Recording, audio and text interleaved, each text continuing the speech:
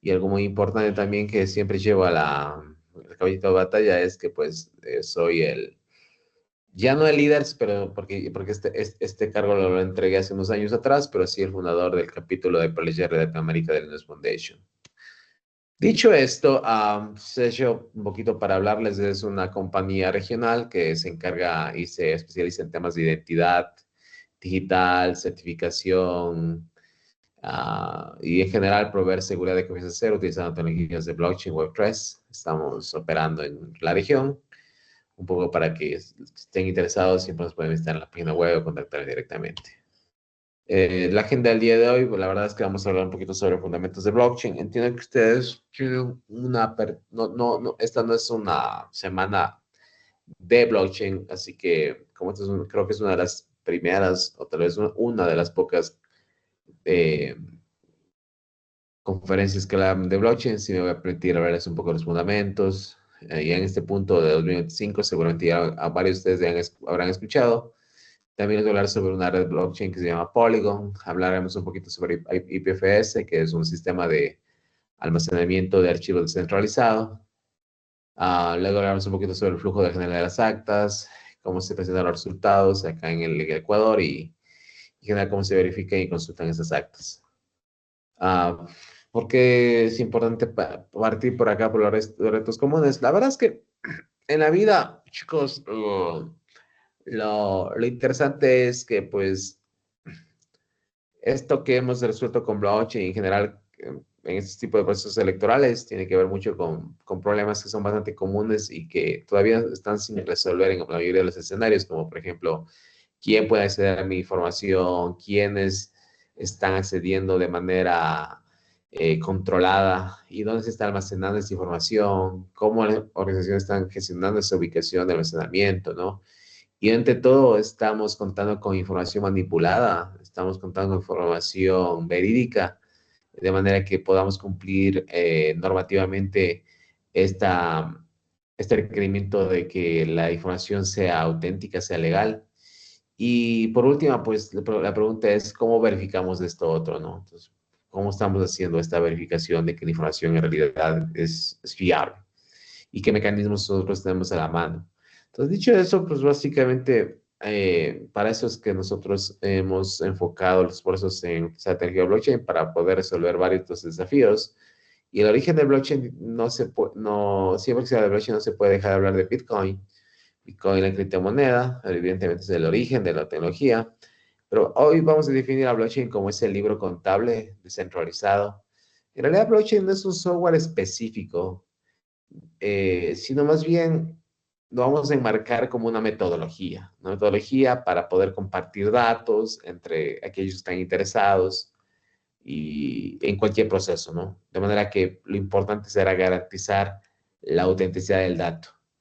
¿Y por qué no deberíamos o por qué no usar otras tecnologías? Pues básicamente porque creo que en la práctica se va a dar cuenta que va a ser un poco más costoso e ineficiente utilizar otras tecnologías en lugar de blockchain, porque en realidad blockchain lo que hace es consolidar en un protocolo de software, de comunicación, de consenso, muchas de las técnicas y tecnologías que hacen posible contar con altísimos niveles de seguridad y de autenticidad y criptografía que nos puedan garantizar esa autenticidad del dato, ¿no?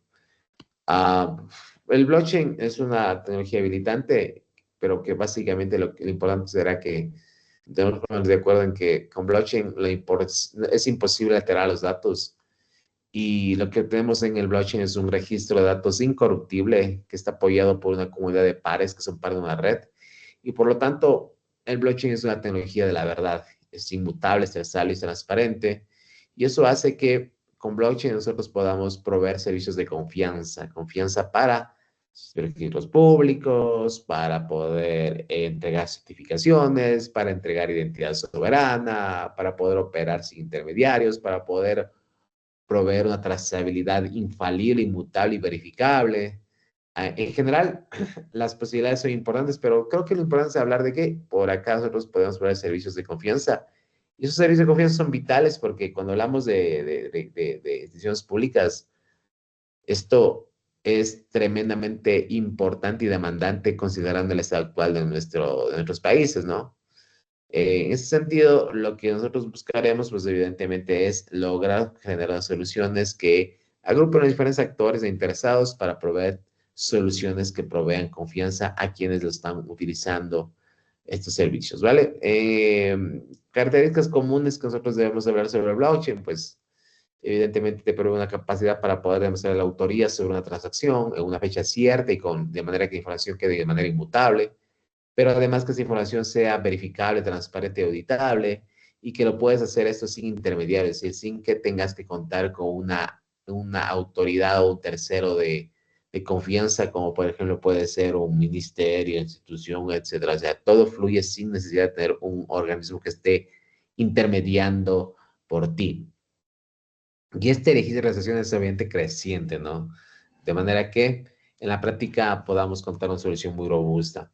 Ahora, en ingeniería, nosotros cuando hablamos de redes, ya mencioné varias veces el término, lo que nosotros tenemos son, en teoría, tres tipos de redes, ¿no? Está la clásica red centralizada, donde todos los nodos están conectados bajo una sola autoridad. Esto puede llegar a, a homologarse igual que, por ejemplo, una red LAN dentro de la universidad, donde todos estamos conectados a un solo punto de conexión a Internet o a un servidor específico. Y por lo tanto, esta red centralizada hace posible de que, aunque haya redundancia, haya un solo punto de fallo, pero también haya un punto de control, donde básicamente poco podemos hacer si es que la autoridad a cargo, la entidad a cargo de ese punto de control decide denegar a autorizar el acceso a este servicio, ¿no? Pero por otro lado están las redes centralizadas, básicamente donde no hay un servidor de autoridad único que esté controlando los nodos, que esté autorizando, sino que básicamente todos tienen entidades individuales, ¿no? Es decir, está mucho más democratizada el acceso, es mucho más robusto a fallas y a caídas del sistema y por lo tanto esto sucede porque al no tener un solo nodo de control, autoridad única y que todos tengamos una entidad individual, podemos nosotros siempre estar operando con todos los nodos de la red. Y por otro lado están las redes distribuidas, que no es lo mismo que red centralizada a propósito, donde cada nodo es independiente e interconectado entre sí. Yo creo que en la práctica, si quieres poner una solución, apuntaría mucho a la 2 y la 3, una solución mucho más robusta que la red centralizada como tal. Ahora, en temas de blockchain, hay varias clasificaciones en la actualidad. No voy a profundizar en eso porque ahí se nos puede ir un montón de tiempo. Pero lo que sí les puedo yo mencionar es que básicamente hay, entre comillas, dos. Y sobre estas dos hay algunas variaciones. La primera es una blockchain pública o permissionless o sin permisos, pero así decirlo. Eso significa que no necesitas tú tener una autorización, un permiso para poder conectarte a esa red y a comenzar a operar, a transaccionar, a ver las transacciones. Es una red abierta donde los sistemas operan desde diferentes dispositivos sin permisos de acceso, donde todo este libro de información está compartido y es transparente. Ejemplo de eso es obviamente Bitcoin. Tú puedes bajarte el protocolo de Bitcoin, ejecutarlo y ya, listo, conectaste, tienes un nodo de Bitcoin operando, así como de Ethereum. Por otro lado están otro tipo de propuesta. Al otro lado del mundo está, al otro lado de la moneda está, dentro del mismo abanico de blockchain, están las blockchain privadas, ¿no? O aquellas están permisionadas o aquellas que básicamente donde un usuario debe tener algún tipo de autorización o permisos para poder ingresar y ser parte de la red. Esto significa de que él necesita hacer una invitación, él necesita hacer una invitación y sobre esa invitación le van a autorizar. Esto es para que todos los nodos estén previamente identificados, no haya anonimidad y haya un control. Evidentemente acá, como pueden darse cuenta, en una red blockchain privada ya hay, aunque no hay una autoridad única que controle los accesos, sí hay un consorcio o digamos una comunidad, por así decirlo, que está velando porque quienes participan de la red estén autorizados. Y sobre esa variación hay varias, ¿no? Por ejemplo, blockchains públicas, donde básicamente tú puedes ingresar a ver el libro, el libro de transacciones, pero participar en las transacciones es otra cosa. No, necesitas permiso. Por ejemplo, el Banco Interamericano de Desarrollo impulsa la red blockchain. Esta es una blockchain pública, pero permisionada, donde básicamente uno tiene que pagar una membresía para poder participar en las transacciones. De ahí que, obviamente, porque me voy a detener un poquito, voy a ser un poco más técnico en este punto. Les quiero hablar un poco sobre las soluciones criptográficas. Y esto es clave, ¿no? Me tomé esta libertad de hablarles de eso porque sé que ustedes son ingenieros, son parte de la IEEE, obviamente. Esto es algo esencial de conocer. Y hay conceptos claves que se están repitiendo a cada rato cuando entras al mundo blockchain, que son las funciones criptográficas o los famosos hash. ¿Qué son los hash? Algo súper sencillo. Básicamente, en el mundo digital hay a estos datos lo hemos llamado una entrada. Tú al pasarlo a cualquier dato, puede ser un archivo, un texto, una imagen, lo que sea, esto le pasas por una función criptográfica y automáticamente te genera esa función criptográfica un hash, que es básicamente un número alfanumérico único que identifica de manera inequívoca y universalmente a ese archivo como está. De manera que, por ejemplo, tú puedes tener, por ejemplo, el archivo tarea 1.docx y le pasas una función hash, te va a dar un hash con un valor. Y si le sacas una copia a ese documento tarea 1.docx, que sería copia 1 tarea 1.docx, la misma función hash te va a dar el mismo hash, porque obviamente no ha habido cambios, ¿no? Pero si te atreves a cambiarle una palabrita o lo que sea al contenido del documento, te va a dar otro hash. Y por lo tanto, eso es un mecanismo que te permite identificar si el documento fue alterado o porque la función hash te dice, mira, ya no es lo mismo. Eso es prácticamente la magia de las funciones hash. Y bueno, básicamente en blockchain la información se guarda en una estructura de datos. Seguramente algunos de ustedes han pasado ya por programación, algunos de ustedes son programadores. Ahí encontramos varias estructuras de datos donde uno puede almacenar información, uh, árboles, pilas y todo lo demás. Pero acá en blockchain se almacena una estructura de datos llamada bloques. Y lo importante es que los bloques son una estructura de datos diseñada para poder almacenar datos y entrelazarse con el siguiente bloque, de manera que mi hash de mi bloque 1 llega a ser parte de la información del bloque 2 y por lo tanto ese enlazamiento que hay entre bloque 1 y bloque 2 hace imposible que, por ejemplo, si yo quiero cambiar algo en el bloque 1, va a estar bien complicado porque como el bloque 1, el hash de ese bloque 1 está dentro del bloque 2 y el hash del bloque 2 está dentro del bloque 3, va a ser bien complicado poder cambiar el libro de información porque tendrías que cambiar todo, toda la cadena de bloques. Y eso básicamente puede ser muy, muy complejo. Y ahí es que, por ejemplo, otro concepto importante dentro del mundo de blockchain está la infraestructura de clave pública. Conceptos básicos, ¿no? Por ejemplo, las llaves privadas, las llaves públicas, esto es clave. ¿A qué me refiero? Pues básicamente a la posibilidad de que con una llave privada y una llave pública tú tienes firmar transacciones, puedes autenticar transacciones. Esto es útil porque en la práctica, en el mundo blockchain, tú tienes que identificarte, ¿no? De manera digital. En el mundo digital uno tiene que tener una identidad.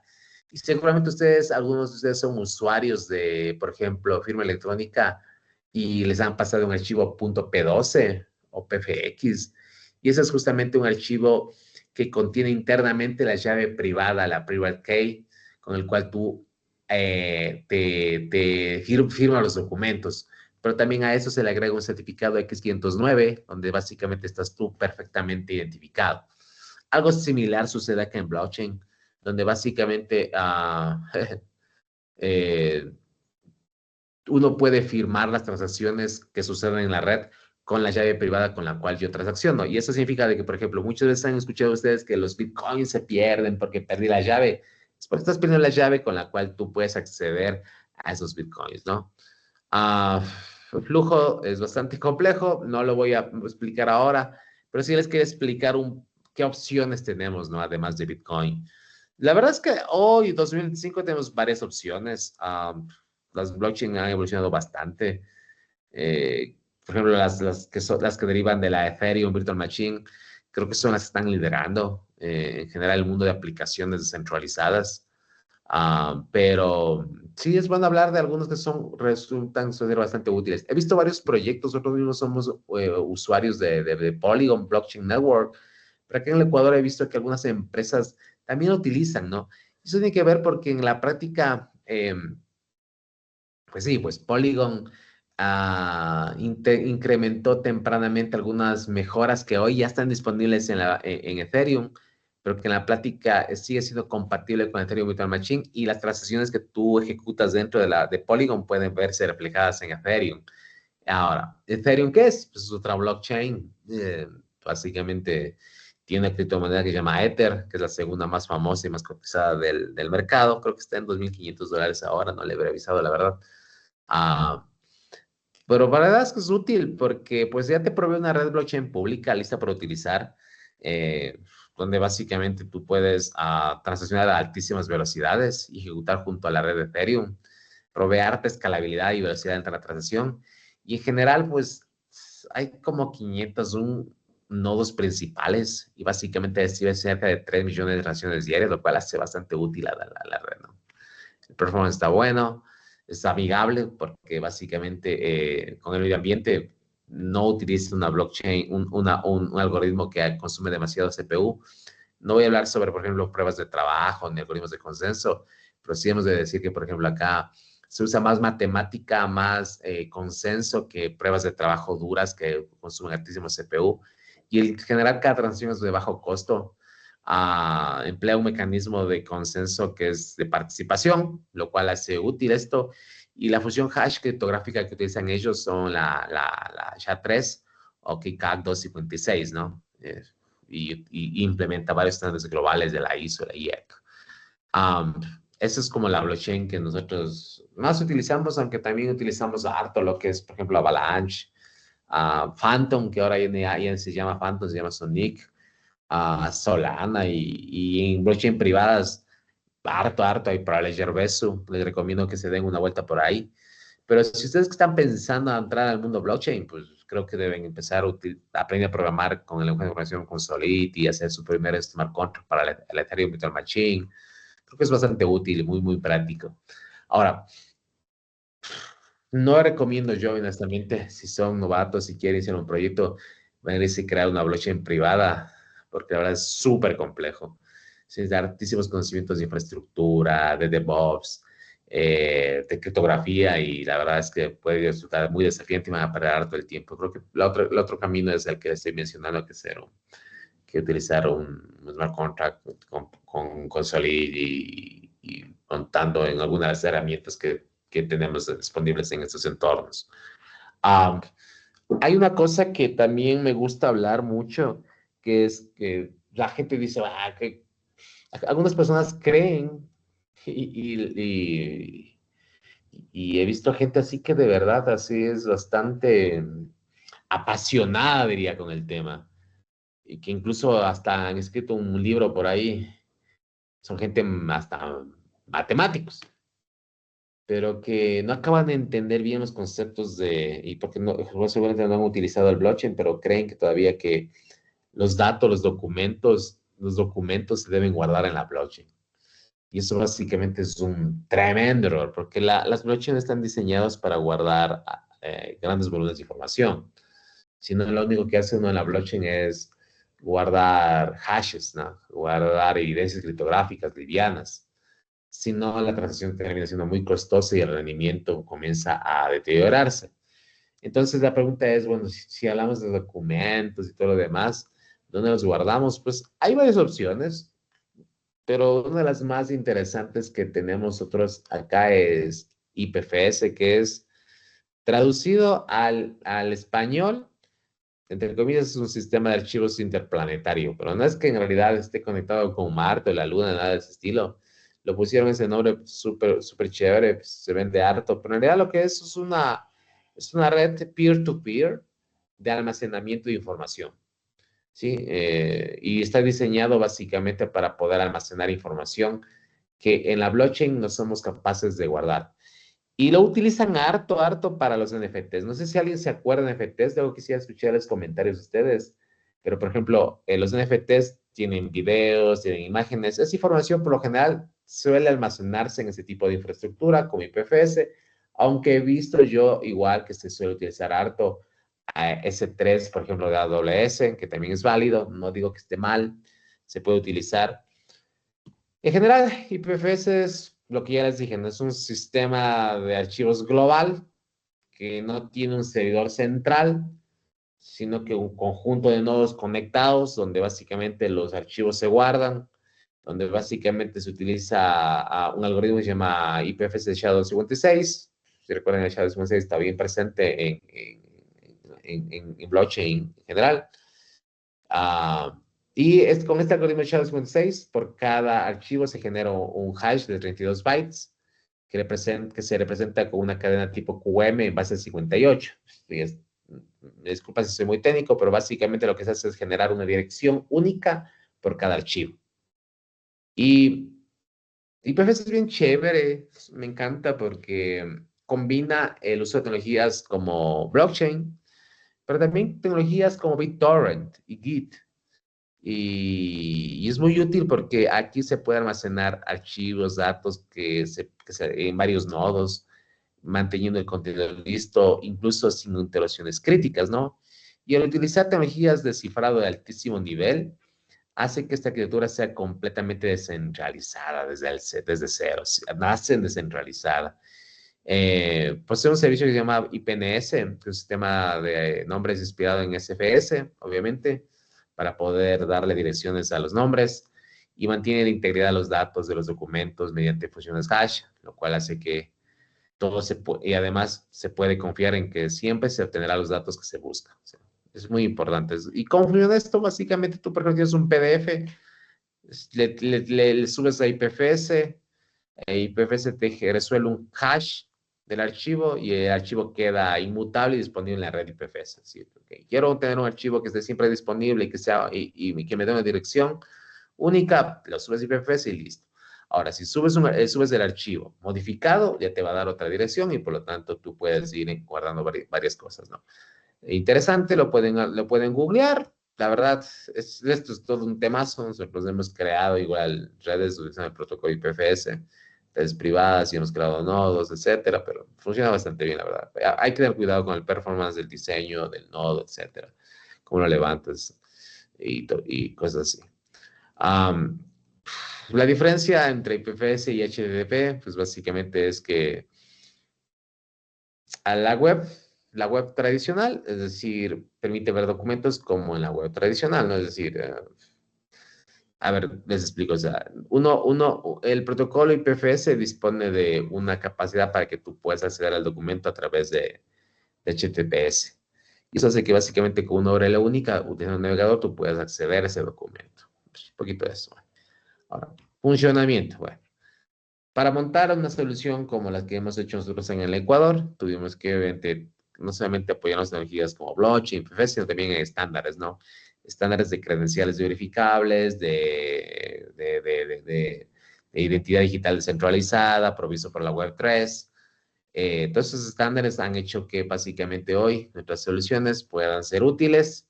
No me vine a promocionar a propósito, pero sí quería mencionarles que en la práctica lo que hemos hecho nosotros, uno de los proyectos, no es todo, ¿no? En elecciones, solamente quería hablarles de uno en particular, que es fácil de entender para estos efectos de esta conferencia, es certificar la información, ¿sí? Crear credenciales verificables descentralizadas. Y en la práctica lo que funciona es esto, es básicamente uno en las juntas receptores del voto, se colectan las actas, luego estas actas se van a un centro de digitalización donde se escanean, inmediatamente se crea un documento y todo esto lo que se hace es certificarse en blockchain, subir los archivos en IPFS y luego poner disponibles para que se puedan visualizar, verificar y auditar estos documentos a través de ciertos tipos de portales. Es lo que hemos hecho. ¿Por qué? Pues básicamente porque blockchain te permite acceso global. tú puedes decir a blockchain, ok, toma esta información, ellos me van a dar un sello de tiempo independiente, sin altos costos de infraestructura, y luego ya puedo yo contar con la garantía de que el documento ha sido certificado. Aplicaciones, por ejemplo, imagínense en esto, ¿no? Nosotros tenemos básicamente las actas de escrutinio. Las actas de escrutinio básicamente son PDFs, ¿no? Son PDFs. Y un acta de escrutinio puede pasar por diferentes estados. Eso significa que, por ejemplo, al acta de escrutinio tú lo dices, no, estoy conforme con estos resultados, se vuelve a escanear y se vuelve a recontar, etcétera, etcétera, etcétera. Entonces, esa trazabilidad es útil porque al nosotros enfocar a generar servicios de confianza transparentes, les permitimos ahora a los ciudadanos que puedan entrar y ver el conjunto de actas que se generaron, ¿no? Las versiones, los recuentos, etcétera. Entonces, este modelo que estoy viendo aquí, que estoy viendo en pantalla, hace que por cada acta, esta se guarde en un repositorio como IPFS, pero además se genera una credencial verificable y cuando se vuelve a recontar, se crea una segunda versión del siguiente documento PDF, una segunda credencial verificable, atada la una con la otra para poderle darle trazabilidad. ¿Cómo se ve esto en pantalla? Así como ven. Esta es la aplicación de lo anterior. Ven, aquí está el acta como tal, sus diferentes versiones, cuando se escaneó, la metadata, el hash que se generó, la llave pública de quien emitió, toda esta situación. Esto es lo que nosotros hemos construido acá.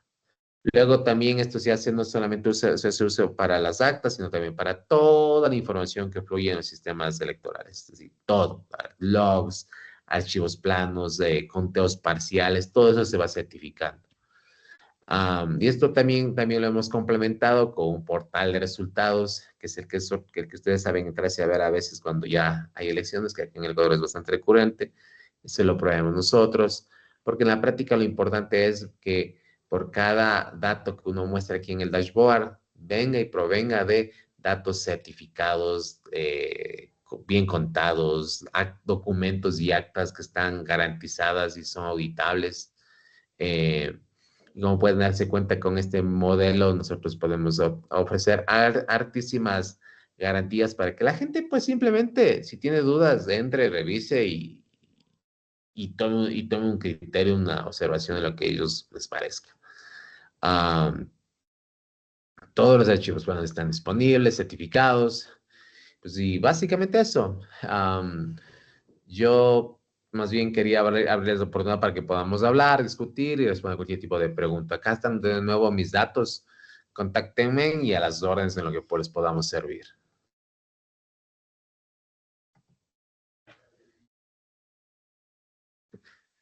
Les escucho, ¿tienen preguntas, dudas, comentarios, críticas? Bienvenidas. ¿Qué tal, ingeniero? Yo tenía más que nada una consulta con el tema de qué es lo que podría llegar a pasar con el blockchain si se llega a construir una computadora como común se le llama cuántica. O sea, ¿cómo podría afectar esto a la seguridad del propio blockchain? Bueno, pues evidentemente en teoría, si es que llega a la computación cuántica y rompe el algoritmo, ya, básicamente lo va a destruir. O sea, básicamente ya esas llaves privadas y llaves públicas son vulnerables y por lo tanto ya sería una tragedia. Ahora, ¿cuál es la buena noticia? De que, por ejemplo, las blockchain hoy están avanzando a ser tolerantes a computación cuántica. Y una de las muestras de eso es, por ejemplo, lo que está haciendo el Banco Interamericano de Desarrollo con la RELACHAIN. La RELACHAIN es una blockchain pública, presionada, tolerante a computación cuántica. Entonces, ¿cómo lo lograron? Básicamente con mecanismos de criptografía mucho más avanzados y también con mecanismos de hardware mucho más sofisticados. Entonces, de alguna manera, las blockchain están avanzando hacia eso. Es decir, ok, si bien es cierto, la composición cuántica va a venir, pues que venga, estaré preparado porque yo ya estaré tolerante a ese tipo de mecanismos de computación cuántica. Eso. Listo, muchas gracias. Ahí está Cristian Fernando Calderón González. ¿Qué tal? ¿Qué tal? Sí, buenas noches, señor Ron. Una consulta. Desde mi contexto, yo soy un estudiante de ciencias exactas y no tengo mayor conocimiento en la parte aplicada, pero mi pregunta va enfocada a la sección donde hizo hincapié en un lenguaje de programación, si escuché bien, que uno debería Solidity, pues, enfocarse. Solidity como tal. Solidity. Sí, porque es bastante comercial. Mira, por ejemplo, aprender blockchain es bien complicado. O sea, tienes altísimos caminos. No es como, por ejemplo, cuando yo inicié, pues había como el bueno y el malo. Pero ahora hay hartas opciones. Pero sí puedo decirte como experiencia de que lo que es más comercial, más útil, más práctico es aprender Solidity y crear un smart contract utilizando Ethereum Virtual Machine. Y ni siquiera te atrevas a montar nodos, sino más bien crea tu smart contract. Utiliza alguno de los estándares para crear tokens, para crear lo que sea, ¿no? Es bastante útil. Ahí te vas a familiarizar. Creo que es importante. Perfecto, suena bastante bien. Y brevemente, ¿cuál cree que debería ser un primer acercamiento a alguien dentro de mi contexto, que está fuera del área de ingeniería y más en el área de ciencias exactas y le interesa adentrarse a? ¿Cuál sería una buena ruta? Sabes que no sé de qué se trata las ciencias exactas, así que la verdad, si me cuentas un poquito, ahí te puedo echar una Eh, mano, ¿no? en este caso, soy estudiante de matemática, en matemática Ah, pura. Entonces, más he leído la matemática que hay detrás, tipos de algoritmos, etcétera.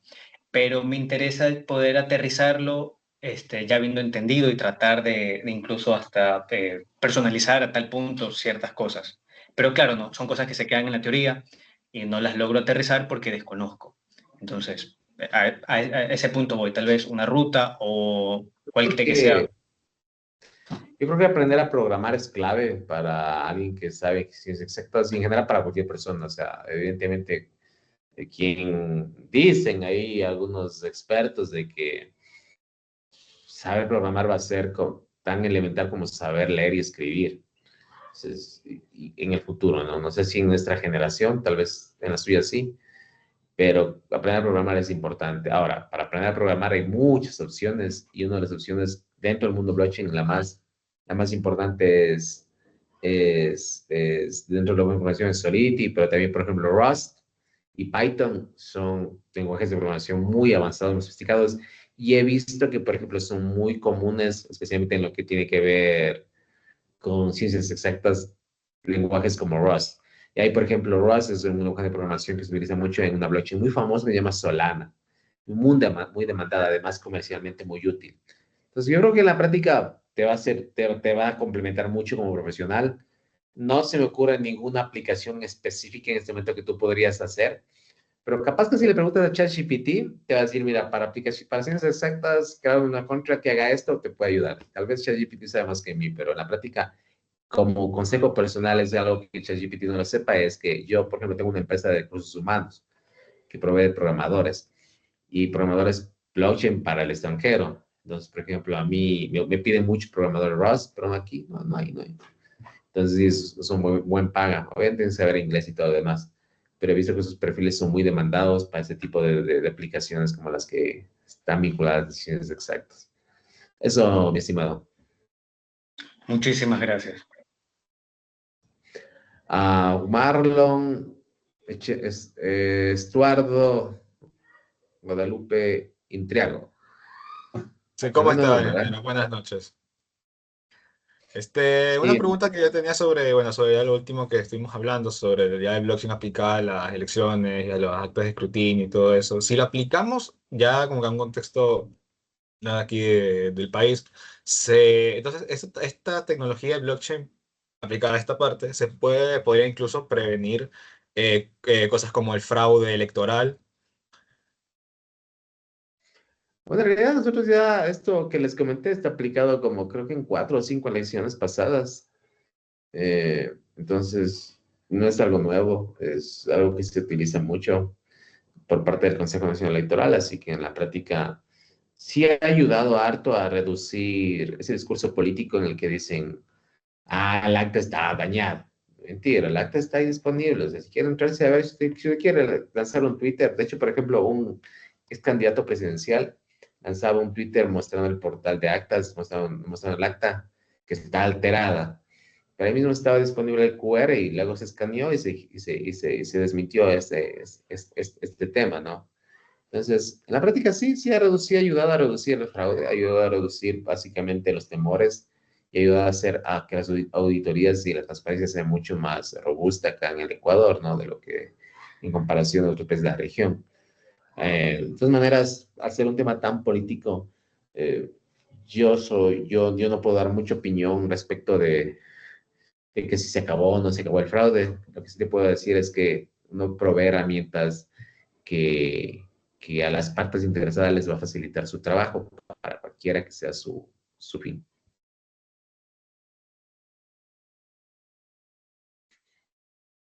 Marlon, no sé, ahí tiene Sí, otra ingeniero, sí. pregunta. Muchas gracias por la respuesta. Listo. Pues nada, gracias por todo. Un placer echarles una mano a las horas de lo que puedan necesitar. Y tienen mis datos ahí, encantado de volver la siguiente vez. Me despido con ustedes. No sé si el organizador quiere hablar alguna cosa, si no, hasta pronto. Sí, muchas gracias, ingeniero Ricardo, por esta pequeña presentación, este pequeño, diría yo incluso mini taller, ya que espero que cada uno de los chicos aquí presentes hayan adquirido un conocimiento nuevo, más que nada sobre qué es el blockchain y que no únicamente tengan ese pensamiento de asociarlo directamente con una criptomoneda, sino que pueden aplicarlo ya más adelante en la industria. Entonces, nuevamente yo también les extiendo la invitación del ingeniero Ricardo a que ojeen un poco sobre Sello. Es una empresa muy interesante y es una de las empresas que considero yo que aplican de mejor forma el sistema de blockchain, ya no solo dentro de elecciones, sino para cualquier tipo de cosa empresarial. Entonces, nuevamente le extiendo mucha gratitud por su tiempo y por esta charla y daría por finalizada la reunión si ya nadie más tiene alguna consulta. Listo, gracias. Hasta pronto. Pasen bien. Buenas noches. Cuídense, buenas noches. Muchas gracias. Buenas noches.